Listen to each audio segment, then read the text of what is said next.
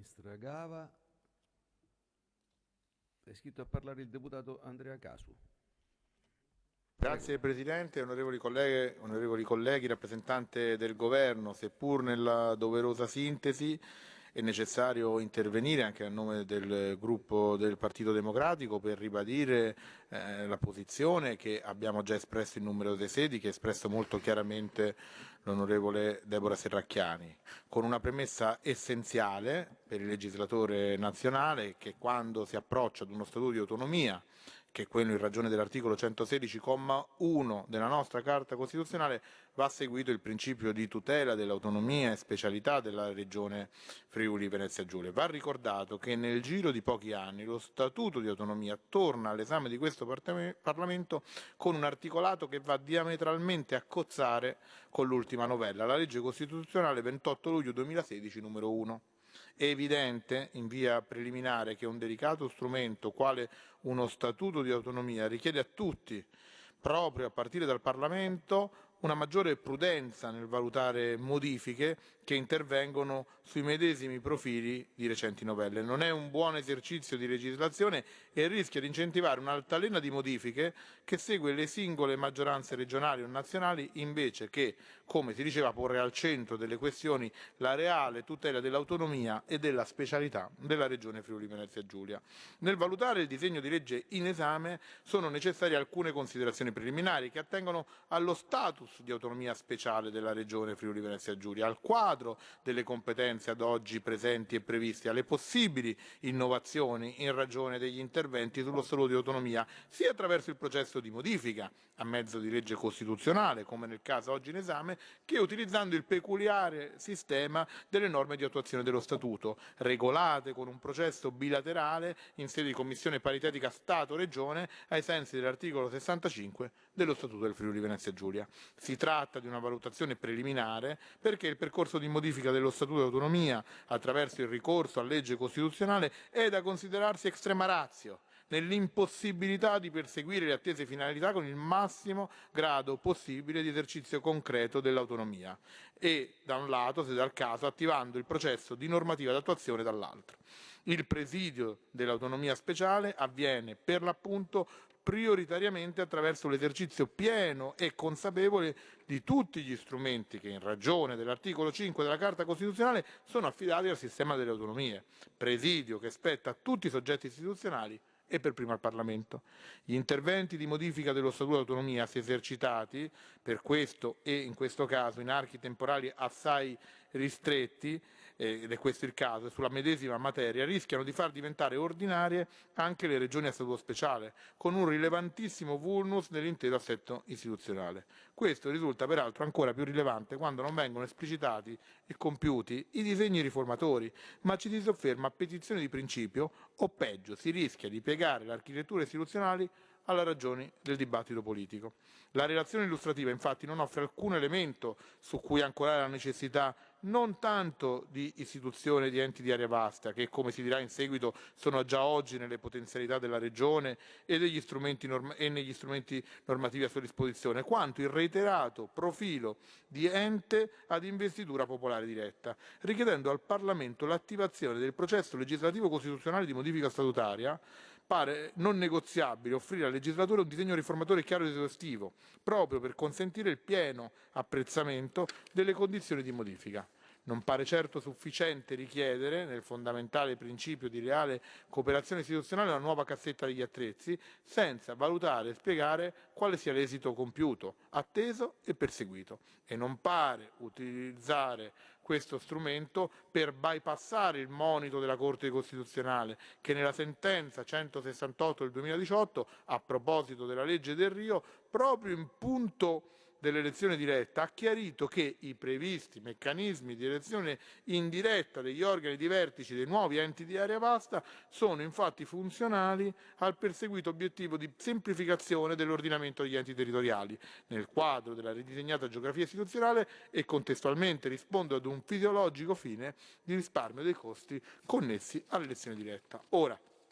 nell'esaminare la proposta in esame vanno analizzati e risolti alcuni temi di metodo, di rispetto e tutela dell'autonomia, di corretto esercizio degli strumenti istituzionali. Un primo ma significativo elemento che non può che non essere messo in evidenza è rispetto all'attività di impulso che, a differenza di quanto accaduto per l'iter culminato con la legge costituzionale 1 del 2016, ove vi fu un unanime consenso del Consiglio regionale, nel caso di specie è avvenuto certo a mezzo di deliberazione del Consiglio regionale, ma a maggioranza, e se consentito una valutazione con una maggioranza politica. Ora, la storia politica e istituzionale del Friuli Venezia Giulia, a partire dalla gestione straordinaria del post-terremoto del 1976, è connaturata da una cultura istituzionale naturalmente per le decisioni e le sfide fondamentali, fondata su un coinvolgimento ampio delle forze politiche, sociali ed economiche. Questo è particolarmente necessario quando si incida anche in profondità su aspetti istituzionali di particolare rilevanza, anche perché il metodo è sostanza in una regione che fonda la propria specialità anche in ragione delle differenze culturali, territoriali e linguistiche. Per ragioni di sintesi vado immediatamente al cuore della proposta in esame, che senza infingimenti ha come obiettivo semplicemente e unicamente il reinserimento nel quadro istituzionale del Friuli Venezia Giulia delle province e di provincia ad elezione diretta. Infatti la richiesta stabilizzazione del numero di consiglieri regionali pare una scelta ragionevole, anche se il dato demografico ormai costantemente in calo e sempre più vicino al 1.100.000 abitanti rimane elemento di riflessione per una stabilizzazione a 49 consiglieri, cui ormai sempre più spesso fa sponda il meccanismo di assessori regionali esterni con un indubbio appesantimento dell'apparato istituzionale. Il sicuramente pregevole auspicio di una rappresentanza diffusa dei consiglieri regionali e un forte radicamento territoriale degli stessi cozza peraltro con il progressivo svuotamento che le assise legislative a partire dal Parlamento stanno subendo e subiscono per un'azione invasiva e un'occupazione quasi manu militari da parte degli esecutivi. Qui, con la pletora di decreti legge da convertire praticamente su ogni lembo di scibile legislativo nelle regioni per la pervasività delle giunte anche in materia legislativa. Ora, la logica del tenere buono un ceto politico promettendo incarichi e poltrone sia a livello regionale che a livello provinciale, per quanto si dirà, non risponde alla logica di una democrazia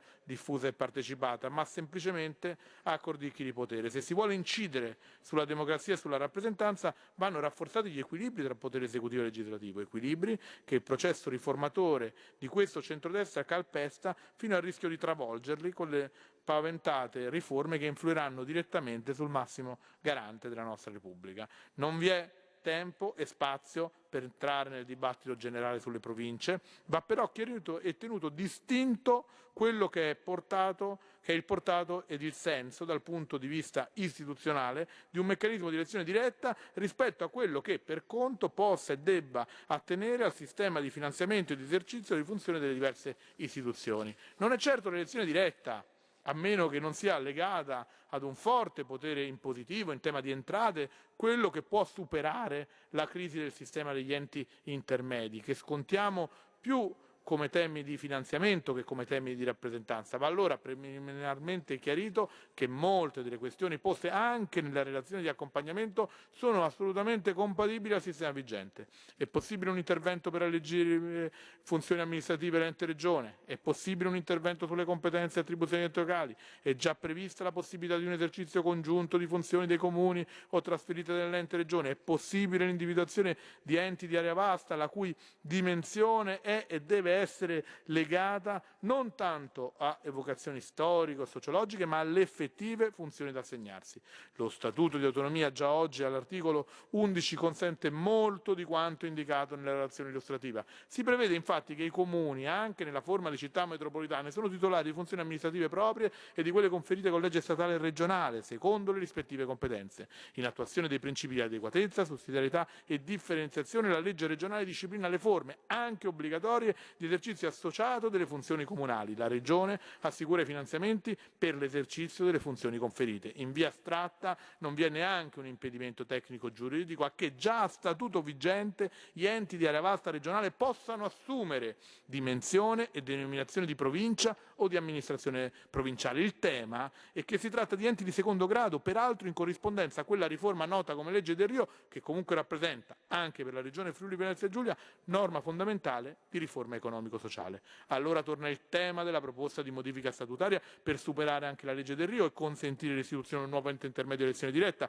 Il tema non è solamente di carattere politico, è troppo facile la sola obiezione rispetto alla ricollocazione di personale politico che non trovi spazio né in Consiglio regionale né negli enti locali. Il tema di fondo rimane la compatibilità in una regione che, come sopra indicato, ha poco più di 1.100.000 abitanti, di un sistema di 3 enti a elezione diretta e politica. Si giustificano solamente se individuiamo specifiche, puntuali e chiare ragioni di carattere istituzionale, perché le funzioni affidate a ciascuno dei 3 livelli richiedono un sistema di investitura popolare diretta. Non sono certo quelli presenti nell'attuale sistema delle province nazionali, che per l'appunto sono enti di secondo grado e per conto